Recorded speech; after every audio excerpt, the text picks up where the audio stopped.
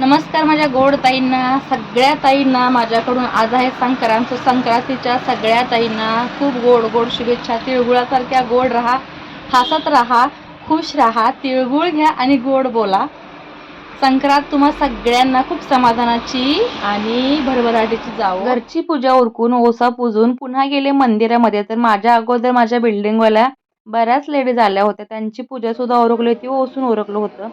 आता मंदिरात गेले तर बघा खूप साऱ्या ताई गोड गोड छान छान दिसत आहेत. सगळ्या नटून थोडून आलेल्या आहेत, सुंदर सुंदर साड्या घातलेल्या आहेत, कलरफुल अगदी. प्रत्येक जण वेगळ्या पद्धतीने वेगळ्या दागिन्यांनी नवनवीन रूपांमध्ये खूप सुंदर तयार होऊन आलेली आहे. आणि प्रत्येकीची पूजा आतून झाल्यानंतर ओसायचं चालू आहे. हे आहे विठ्ठल रुक्माईचं मंदिर आमच्या इथे. तर थोडीशी लाईन होती म्हणून मी कॅमेरा फिरवला मंदिरातून. इथेही ताई विडे भरून वाट पाहतीये सवाशिणी येऊन तिची ओटी भरण्याची.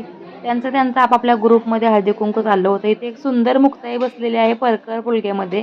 अगदी लहानपणाची आठवण झाली आहे दीदीला बघून, कारण आपण सुद्धा आईसोबत लगेचच तयार असायचो कुठेही जायला. आणि इथे विठ्ठल रुक्माईच्या मंदिरांमध्ये प्रत्येकजण आपापल्या पद्धतीने ओसत होती. पुढे बघा नैवेद्याची पाटी भरलेली आहे आणि ओशाने सगळी जागा आज सगळीकडे फुल भरली होती.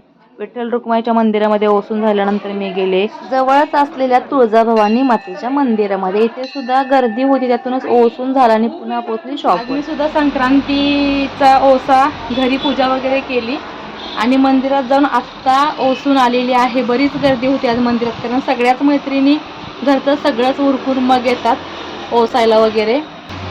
सण म्हटला की आपलं घरचं आणि बाहेरचा बिझनेस दोन्ही पाहायचं म्हणलं की खूप गडबड होते, धावपळ होते. सणाच्या दिवशी सुद्धा आपल्याला सुट्टी घेऊन चालत नाही. सो घरचं उरकून बघा आलेले आहे शॉपवरती. आता 2:15 वाजून गेलेले आहेत ऑलरेडी. 2 वाजता आले, थोडंसं क्लिनिंग केलं, पूजा वगैरे केली शॉपची.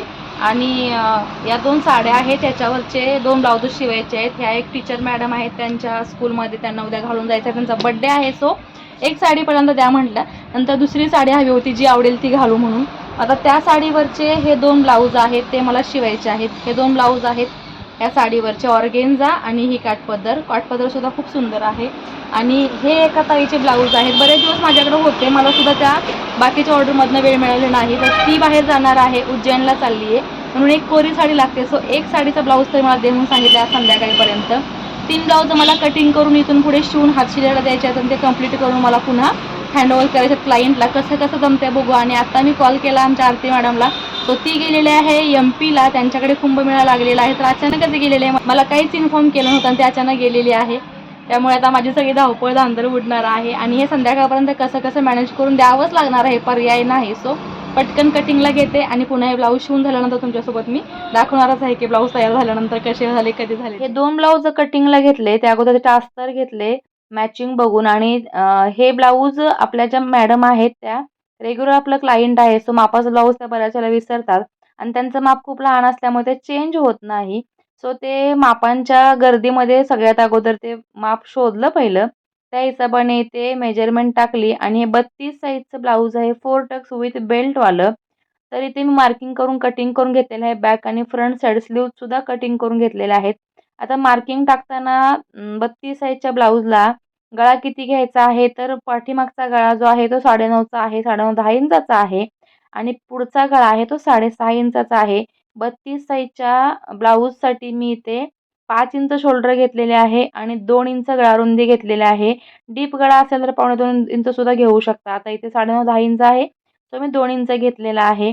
वाटलं मला तर पाव इंच कमी सुद्धा करू शकते, पण इथे मी 2 इंचावरतीच रुंदी गळ्याची कटिंग केलेली आहे. आता पाठीमागचा पुढचा भाग अस्तरवरती कटिंग करून घेतलेला आहे. हा भाग अस्तरवरती कटिंग करून झाल्यानंतर स्क्वेअर गळा होता तो पट्टीने आखून घेतला आणि मेन फॅब्रिकवरती आपल्याला हे कटिंग करायचं आहे. मेन फॅब्रिक हे आहे, काठपदराची साडी होती. ब्लाऊज पीस सुद्धा खूप सुंदर आहे. ॲक्च्युली त्या मॅडमना ही साडी आहे ती त्यांच्याच टीचर फ्रेंडनी दिली होती. सो त्यांच्या आवडीची साडी त्यांना घालून जायचं होतं. मग आता त्यांना एकच ब्लाऊज हवं होतं, पण म्हटलं पुन्हा एक राहिलं की ते राहून जातं, कारण दिवाळीत टाकलेले ब्लाऊज त्यांनी हे ब्लाऊज टाकल्यानंतर परवा दिवशी घेऊन गेल्या होत्या. म्हणून म्हटलं पुन्हा एक ब्लाऊज राहिलं की त्यांच्याही शेड्यूलमधून त्यांना वेळ मिळत नाही आणि आपल्याकडेही तितका तो ब्लाऊज इतका वेळ पडून राहतो. सो प्रयत्न होते की दोन्ही ब्लाऊज त्यांचे हो, पण सगळ्यात अगोदर हा ब्लाऊज का घेतला, कारण त्यांना हीच साडी घालायची होती. आणि साड्या मात्र फॉल पिको करून त्यांना दोन्हीही हव्या होत्या, जरी ब्लाऊज झालं नाही तर. त्याची गंमत तुम्हाला सांगते. लास्ट इयर दिवाळीमध्ये वर्कलोड खूप असल्यामुळे त्या खूप लेट आल्या होत्या आणि त्यांची मी साडी घेतली पण ब्लाऊज काही शिवून होणार नाही म्हटलं. मग त्या म्हटल्या ठीक आहे मला कुठे भेटतं का ब्लाऊज शिवून म्हणून त्यांनी घेऊन गेल्या आणि जेव्हा ते ब्लाऊज शिवलं त्यांनी इमर्जन्सीमध्ये आणि नेक्स्ट टाईम आल्या तेव्हा ते ब्लाऊज रिपेअरिंगला घेऊन आल्या की हे मला काही व्यवस्थित बसलेलं नाही आहे तुमच्या ब्लाऊजची सवय आहे. सो मला माहीत नाही याचा काय प्रॉब्लेम होतो पण मला ते ब्लाऊज फिटिंग होत नाही किंवा घातल्यानंतर कम्फर्टेबल राहत नाही. मग ते त्यांना मी घालून दाखवायला लावलं आणि बरेच प्रॉब्लेम होते कारण छोटं माप असल्यानंतर बऱ्याच वेळेला डीप गळा असल्यानंतर शोल्डर मेजरमेंट जे आहे ते बऱ्याच टेलर्सना कळत नाही. सो त्या केसमध्ये ब्लाऊज कधी-कधी बिघडतं. मग तेव्हापासून मी त्यांना म्हटलेली होती, की जरी तुम्हाला साडी भेटली नाही, म्हणजे ब्लाऊज भेटलं नाही, तरी साडी रेडी करून घेऊन जात जा. कॉन्ट्रास्ट ब्लाऊज एखादं होतंच की जसं की मी आज एका साडीवरती ग्रीन ब्लाऊज घातलेला आहे. मरून शेडची गोल्डन प्रिंटची साडी आहे आणि याचा ऑल ओव्हर कलरचा ब्लाऊज हाच होता. सो मी ते ग्रीन मॅचिंग केलेलं आहे आणि खूप सुंदर दिसतोय. आज मला 3 ते 4 ताईंनी विचारलं, की "हा रेडीमेड ब्लाऊज आहे का?" कारण खूप सुंदर दिसतोय म्हटल्या. पण रेडीमेड नाही दुसऱ्याच्या एका साडीवरचा हा ब्लाऊज आहे, जो की मी या साडीवरती क्रॉसमध्ये कॉन्ट्रास्ट मॅचिंग केलेला आहे. आता 2 ब्लाउज कटिंग झाली. त्यानंतर तिसरं ब्लाऊज कटिंगला घेतलं, पण पुन्हा लक्षात आलं लाईट वगैरे गेली तर पुन्हा प्रॉब्लेम होईल. सो पटकन हे 2 ब्लाऊज तयार करते किंवा ॲटलीस्ट हा ब्लाऊज तर तयार करते. म्हणजे तो हात शिलायला जाईल आणि त्यानंतर मी पुढचा ब्लाऊज कटिंग करायला घेऊ शकते. कारण त्या ब्लाऊजचं माप जुन्या ब्लाऊजच्या मापावरून घ्यायचं होतं. म्हणजे त्याच्यात सुद्धा 5 मिनिटं जाणार आहेत. मग हा ब्लाऊज पटकन शिवायला घेतला. आज कोणीही हेल्पला नव्हतं जोडून द्यायला वगैरे. सो स्वतःच मला आज सगळं जोडून वगैरे घ्यायला लागणार आहे. तर पटापट जोडून झालं. मध्ये-मध्ये क्लायंटसुद्धा येत होते आणि ते अटेंड करता हे ब्लाऊज फायनली माझं इकडे शोल्डरपर्यंत पोहोचलेलं आहे. शोल्डरला डबल टिप मारल्यानंतर वरती एक पुन्हा टिप मारून घेते मी म्हणजे धागा त्याचा निघत नाही. आता गळासुद्धा लेवल करून घेतली. तुम्ही पाहिलं होतं गळ्याची लेवल कशी करायची आहे. शोल्डर जोडून झाल्यानंतर चेक करायचं आहे. दोन्ही शोल्डर तुम्हाला इक्वल हवे आहेत. थोडंसं इकडे-तिकडे असेल तर लगेच तुम्हाला कपडा कटिंग करायचा आहे, लेवल करायची आहे आणि गळापट्टी जोडायला घ्यायची आहे. गळापट्टी जोडताना डबल करून जोडलेली आहे. अर्धा इंच पुढे सोडलेले आहे. तुम्हाला जर शोल्डर लूज पडत असेल, गळा डीप असल्यानंतर माप छोटा असल्यानंतर उतरत असेल, कारण जेव्हा माप छोटं असतं आणि गळा डीप असतो, तेव्हा बऱ्याच ताईंना हा प्रॉब्लेम होत असेल. तुम्हाला जर हा प्रॉब्लेम होत असेल तर नक्कीच मला कमेंट सेक्शनला तशी कमेंट करा. त्याच्यावरती सविस्तर व्हिडिओसुद्धा मी तुमच्यासोबत शेअर करेल. आता गळ्यापट्टी लावताना मी तुम्हाला किती टिप्स सांगते, की गळापट्टी लावताना ब्लाऊज न ओढता पट्टी थोडीशी ओढायची आहे. या अगोदर सुद्धा मी मिनी व्हिडिओमध्ये सांगितलेलं आहे. शोल्डर आपण जिथे जोडलेले आहे, तिथे थोडीशी पट्टी 2 इंच अलीकडे 2 इंच पलीकडे खेचून घ्यायची आहे. म्हणजे आपली शोल्डर लूज पडत नाही किंवा उतरत नाही. आता होतो बऱ्याच ताईंना बाही लावताना प्रॉब्लेम. तर तो प्रॉब्लेम सुद्धा होऊ नये म्हणून तुम्हाला अजून एक ट्रिक इथं सांगतीये. आपण स्टार्ट टू एंड जेव्हा बाही जोडतो तेव्हा सेंटर तुमचा जर मॅच होत नसेल, तर तुम्ही या पद्धतीने सुद्धा बाही जोडू शकता. इथे बघा मी सेंटरला मॅच केलेली आहे बाही आणि शोल्डरचा सेंटर. तिथून पाठीमागे टिप मारलेली आहे आणि कपडा पुन्हा फिरवून घेतलेला आहे आणि पुन्हा अर्धी बाही जी आपली शोल्डरपासून पुढे जोडायची राहिली होती, ती आपल्याला इथे जोडून घ्यायची आहे या पद्धतीने. दोन्हीही कपडा सेम घ्यायचा आहे. जे काही तुमचं मार्जिन असेल अर्धा इंच किंवा अर्धा इंचाला कमी, पाव इंच ते तुम्हाला इथे आठवायचं आहे. डबल टिप मारून घ्यायची आहे. डबल टिप मारताना आपल्याला प्रेस बटनची पट्टी लावायची विसरली असेल, ते सुद्धा इथे जोडू शकता. आता या पद्धतीने सुद्धा बाही जोडल्यानंतर सुद्धा परफेक्ट बाही येते बघा. इथे तर तुम्हाला मी बाही जोडल्यानंतर एक वेळा चेक करून दाखवते. पाठीमागचा पुढचा भाग परफेक्ट आहे आणि बाहीसुद्धा आपली परफेक्ट आलेली आहे. बाही जोडताना शोल्डरपासून 2 इंच सरळ टिप घ्यायची आहे. म्हणजे बाही खूप सुंदर फिनिशिंगमध्ये जोडली जाते. आता फिटिंगचं चाललेलं आहे इथे. हे ब्लाऊज फायनली शिवून झालेलं आहे. वन साइडचं फिटिंग टाकत आहे. 1.5 इंच मार्जिन इथे आपल्याला ठेवायचं आहे. थोडंसं मार्जिन जास्तीचं असेल तर कटिंग करून टाकू शकता. सो 3 टिप मी इथे फिटिंगच्या मारून घेते. तुम्हाला हवा असल्यास 4 टिपसुद्धा फिटिंगच्या मारून घेऊ शकता. फिटिंग करताना टिप कशी आली पाहिजे, मुंडा, छातीचा पॉइंट आणि कमरेचा पॉइंट कसा एकसारखा आला पाहिजे, यावरती सुद्धा आपल्याला परफेक्ट व्हिडिओ आहेत. सविस्तर माहिती त्याच्यामध्ये दिलेली आहे. इन डिटेल व्हिडिओ मी तुम्हाला शेअर करत असते. त्यावेळेला तुम्हाला जर हा प्रॉब्लेम येत असेल तर आपल्या होम पेजला जाऊन हे सगळे व्हिडिओज तुम्ही पाहू शकता. कारण तुम्हाला फिटिंगमध्ये जर मुंड्याची शिलाई वर खाली येत असेल तरी ती सुद्धा होणार नाही. तुमचा प्रॉब्लेम तिथे सॉल्व्ह होणार आहे. ब्लाऊज शिवल्यानंतर लगेच हुक आणि प्रेस बटन काढलेले आहेत. कारण या अगोदरच्या ब्लाऊजसोबत अर्धवट राहिलेला कालचा एक पैठणीवरचा ब्लाऊज होता. तो सुद्धा हुक द्यायचा आहे. टोटल 3 ब्लाऊज आहेत जे हुक द्यायचे आहेत. सो ती ब्लाऊज फोन करून मी हुक दिले. हुकवाल्यांचा मुलगा येऊन तो घेऊन गेला. त्यानंतर राहिलेलं हे जे बाटिक लेमन ब्लाऊज होतं, ते कटिंगला घ्यायचं होतं. तर ते कटिंग केलं आणि हे कटिंग करताना तुम्ही पाहू शकता याचा ब्लाऊज पीस खूप चिंचोळा आहे. तर कधी-कधी साडीमधून ब्लाऊज पीस खूप छोटा निघतो किंवा साडीमध्ये कट करताना ब्लाऊज पीस छोटा कापलाही जातो बऱ्याच वेळेला. अशा वेळेला माप मोठा असेल तर आपल्याला कटिंगला प्रॉब्लेम होतो. सो इथे मला कटिंगला प्रॉब्लेम होत आहे.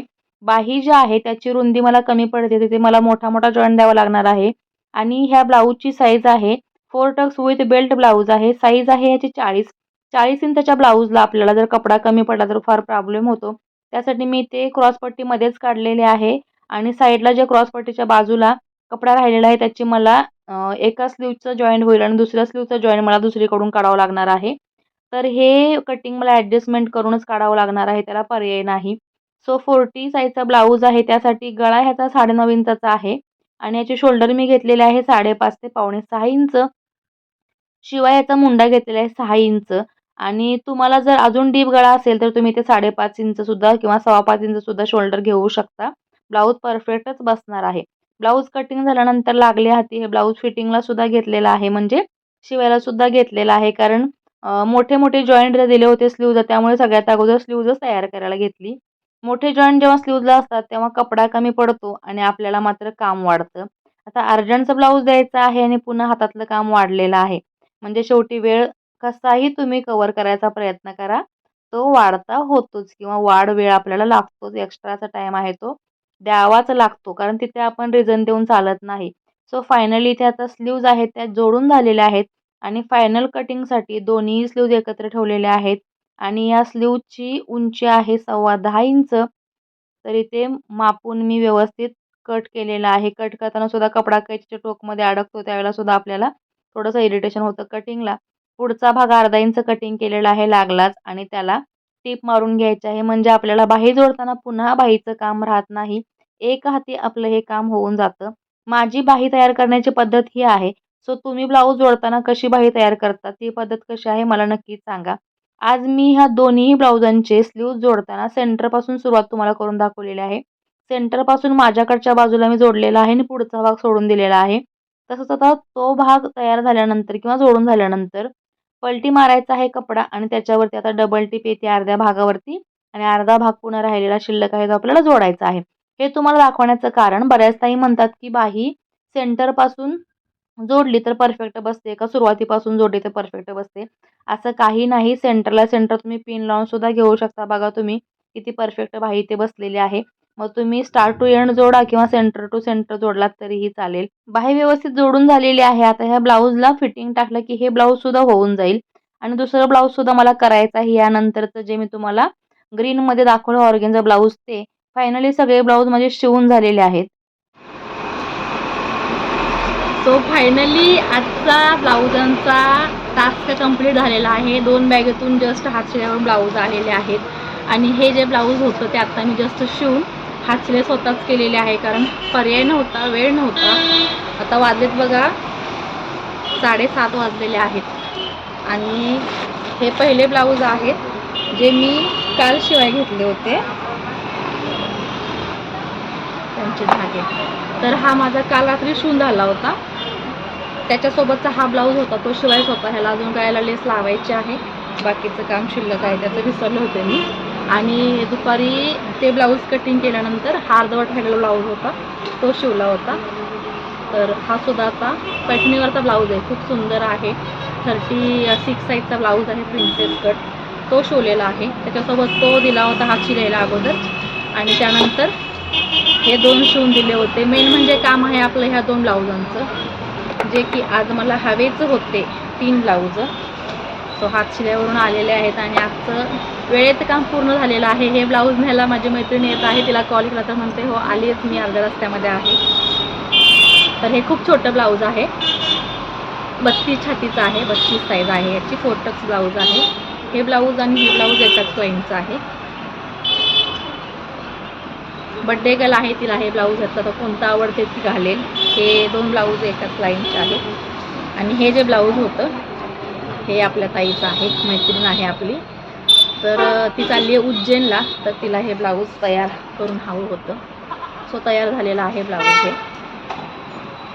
4 टक्स ब्लाऊज आहे, 40 साईजचं ब्लाऊज आहे 4 टक्समध्ये.